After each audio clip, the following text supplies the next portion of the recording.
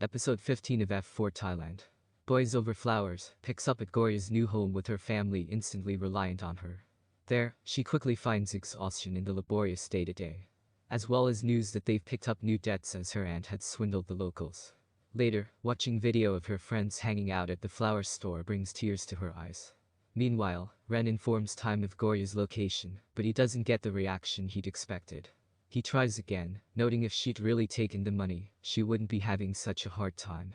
With Time still frustratingly unmoved, Ren threatens to no longer stand aside.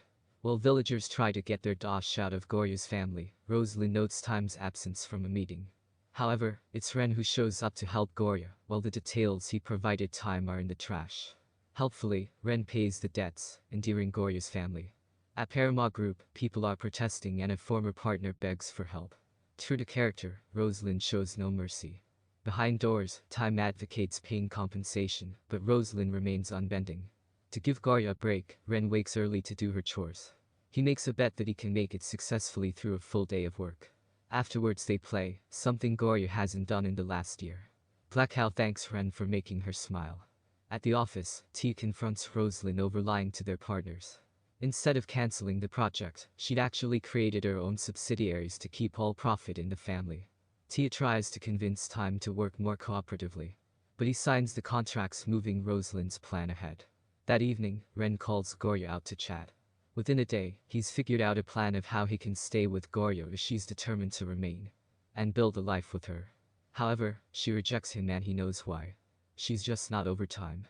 With the final nail, he shares a video of a kidnapped Time. Of course, Kevin and MJ are the culprits, as part of a bigger operation. On site, Kevin and MJ give Time a talking to, unimpressed with Parama Group's activity to date. Explaining that love is the only thing that will give him enough heart to proceed, they remind him of previous ideals. Committing support, they are called that it's Gorya who's made it possible for them all to change. And force Time to admit he still thinks of her all the time. Conspiratorially, Ren indicates that his family takes care of all of F4's family medical stuff. And that if Rosalind really had cancer, he'd know about it. As Gorya shouts her frustration and stupidity to the wind, Ren recalls their first meeting, a similar yelling session on the rooftop at school. As Time makes a decision, Gorya begs Ren to bring her to Bangkok. Masterminds F3 confirm their respective success. At a board meeting, Time bursts in with a new proposal. F2 meet Gorya and Ren outside Parama's offices to a blockade of riled protesters. Inside, Time pitches a plan to support their suppliers that will help them all in future, landing a much greater win down the line. While his plan isn't perfect, the investors are keen on Time's passion and decide to support him. A text noting Gorya's arrival has him racing as Tia concludes the meeting. On his way out, Time bumps into a familiar face. He turns back to check on his mother and gets stabbed in her place.